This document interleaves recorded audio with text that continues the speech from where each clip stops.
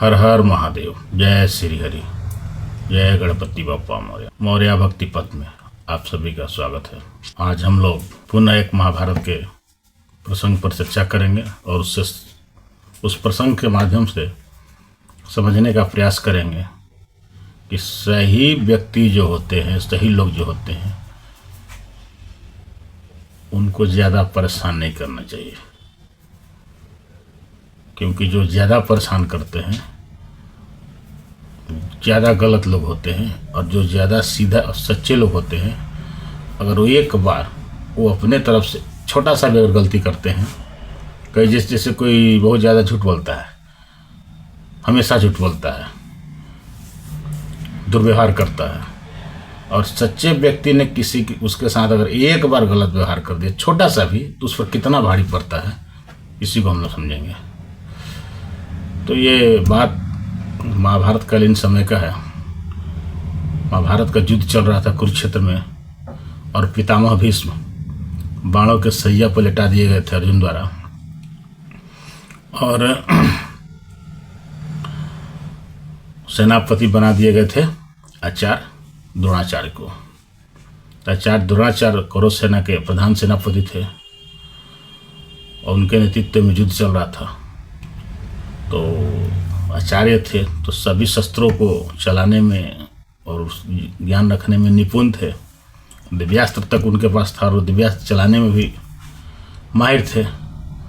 उनको हराना मुश्किल था, अजय योद्धा थे, लेकिन अधर्म के पक्ष से युद्ध कर रहे थे, इसलिए धर्म के विजय के लिए उनको हटाना जरूरी था। और ये द्रोणाचार्य भी जानते थे कि मैं जिस पक्ष में हूँ उसकी हार निश्चित है, और मैं हारने वाले सेना का प्रधान सेनापति हूँ।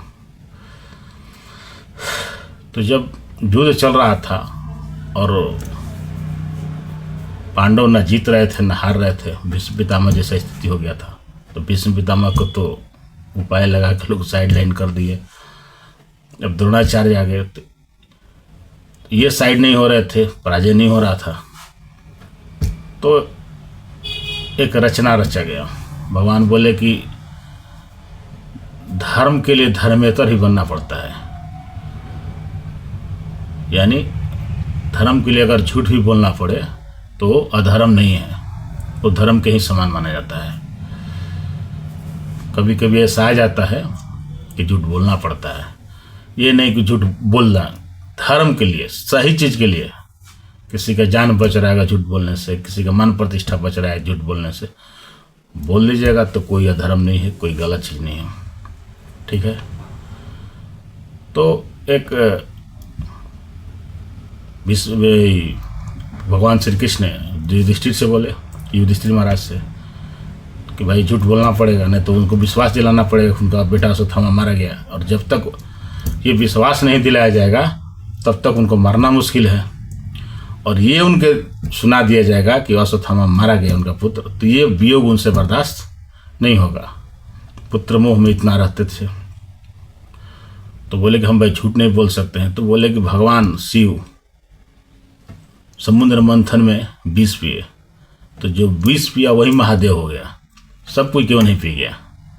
तो समुद्र मंथन से केवल अमृत ही नहीं मिलता है, विष मिलता है, जो विष पीता वही महादेव होता है। तो ये कोई जरूरी नहीं है कि केवल अमृत ही प्राप्त होगा। अगर युद्ध के मैदान में है तो कुछ ना कुछ तो भाई सही के साथ साथ कभी गलत करना ही पड़ता है धर्म की जीत के लिए, तो वो अधर्म नहीं है, समझाए भगवान।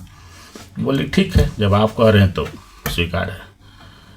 एक हाथी आ रहा था, भीम को बोले कृष्ण भगवान, मझला भैया ये क्या है? तो हाथी है, क्या नाम है? अश्वत्थामा। इशारा समझ गए, गद्दा डोलाए, घुमाए और मारे, बस हवा में उड़ के वो मर गया।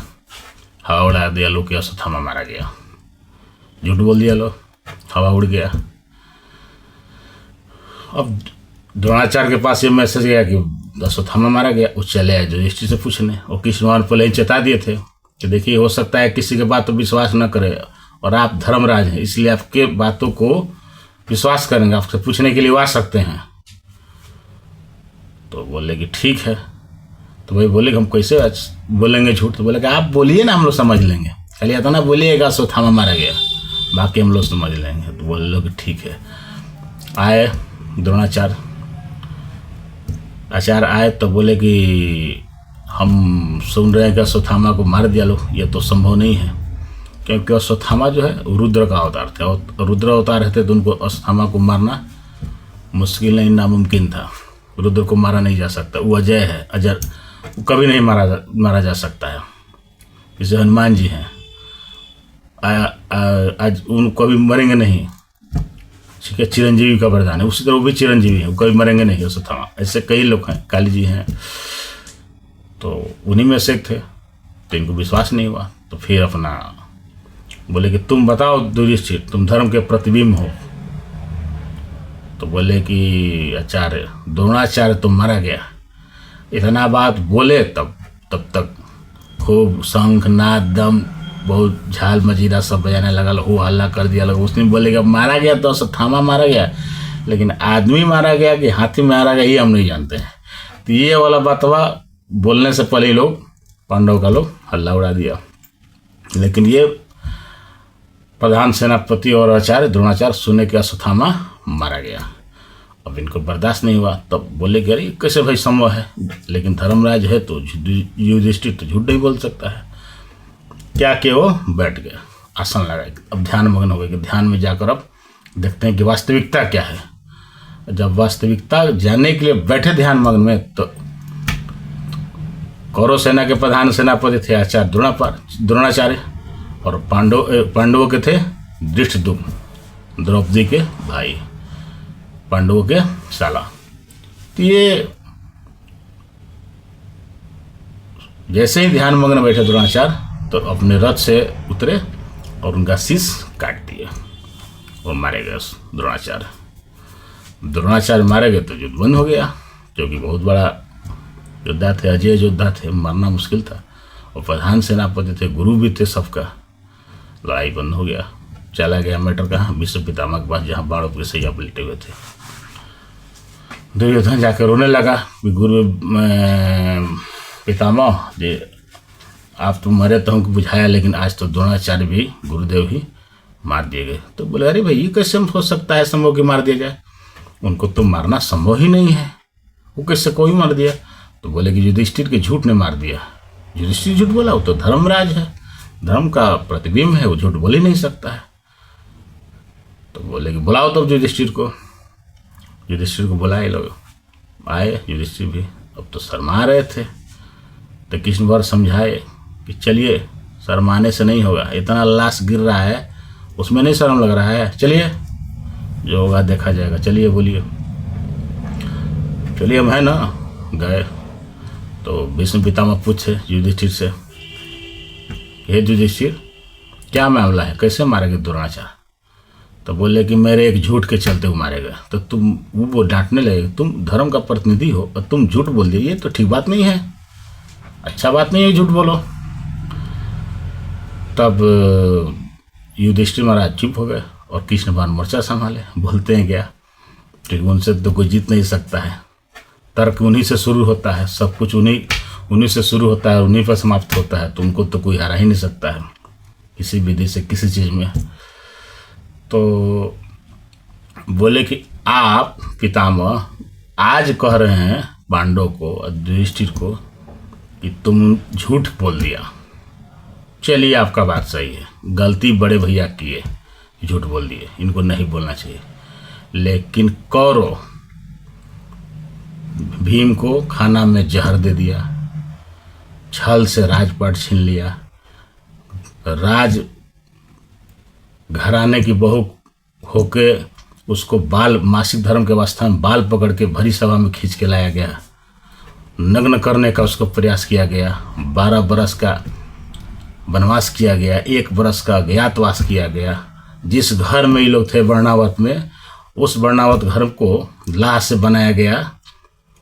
गुरलोचन के गुरलोचन थे बनाने वाले, तो उनके द्वारा बनवाया ऐसा कि आग तुरंत पकड़ ले ताकि जल के भस्म हो जाए। तो ये सब जो जब हुआ, तो आपने तो कभी दुर्योधन दुशासन को बोला नहीं, टोका नहीं। अगर पहले टोके रहते, बोले रहते, मना किए रहते, तो आज ये दिन नहीं ना आता। तो शुरू से कौरव, खास तौर से दुर्योधन और दुशासन, शकुनी, ये लोग मिल के पांडवों के साथ अन्याय अत्याचार कर रहे हैं, झूठ बोल रहे हैं, षड्यंत्र कर रहे हैं। तो आपने कभी नहीं बोला। आज बड़े भैया एक छोटा सा झूठ बोल दिए, हाथी मारा है और वो उतना ही बोलेगा सो थामा मारा गया, तो आज आप बोलेंगे आप उसके झूठ बोल दिया। ये तो न्याय नहीं हुआ पितामह। ठीक है, इस प्रसंग से ये समझना है कि देखिए, यदि कोई व्यक्ति जीवन भर झूठ बोलता है, अधर्म करता है, अत्याचार करता है, व्यभिचार करता है, गलत काम करता है, तो उसके बाद का, उसके कर्मों का ज़्यादा प्रभाव नहीं पड़ता है, क्योंकि वो तो विनाश की दिशा में पहले से ही है। लेकिन जब वो गलत व्यक्ति, हर दृष्टिकोण से जो गलत है, वो सच्चे धर्मनिष्ठ सत्यवादी व्यक्ति के खिलाफ लग जाता है, और वो व्यक्ति जो सही है, सत्य है, धर्मशील है, अगर उसके द्वारा थोड़ा सा भी झूठ बोल दिया जाता है तो क्या होता है, बड़ा से बड़ा योद्धा, यानी बड़े से बड़े चीज़ का वो नाश हो जाता है। ये कलयुग का प्रभाव है कि हम लोग नहीं समझ रहे हैं, लेकिन इस चीज़ को समझना चाहिए। और आज भी ये तो कलयुग इतना बढ़िया युग है कि अच्छा कीजिए तो तुरंत रिजल्ट मिलता है, खराब कीजिएगा भी तो तुरंत रिजल्ट मिलता है।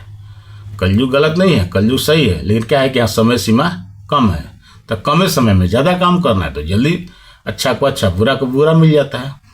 इसलिए इस प्रसंग से यही हम लोग को शिक्षा मिलता है, जहाँ तक मैं समझ पा रहा हूँ, कि जो भी व्यक्ति सही है, या तो उससे आप दूर रहिए या फिर नज़दीक रहिए, तो उसको या तो मदद कीजिए, या फिर मदद ना कीजिए तो उसको तंग और परेशान भी नहीं कीजिए। क्योंकि जब आपके तंग और परेशान करने से आपको मज़ा मिलेगा, वो तंग होगा, परेशान होगा, जिस दिन का भी उसका दिमाग खिसक गया, और थोड़ा सा भी राई के सामान में भी, आपने फुटबॉल के सामान भले गलती किया हो, लेकिन अगर उसने राई यानी सरसों, तोरी के सामान भी गलत काम कर दिया, तो आप बम की तरह विस्फोट उड़ जाइएगा। न आपका इज्जत रहेगा, न आप रहिएगा, न धन संपत्ति रहेगा, न पद रहेगा, न वैभव रहेगा, सब कुछ का नाश हो जाएगा। इसलिए सही लोगों के साथ रहिए तो सही से रहिए, और सही से नहीं रह सकते हैं तो शांत रहिए उनके साथ, और शांत नहीं रह सकते हैं तो दूर रहिए। अगर हमारी बात अच्छा लगा होगा तो इसको लाइक और सब्सक्राइब कर दीजिएगा, और कोई अन्य बात पूछना हो, कहना हो, सलाह देना हो तो आप कमेंट कर दीजिएगा। ठीक है, हर हर महादेव।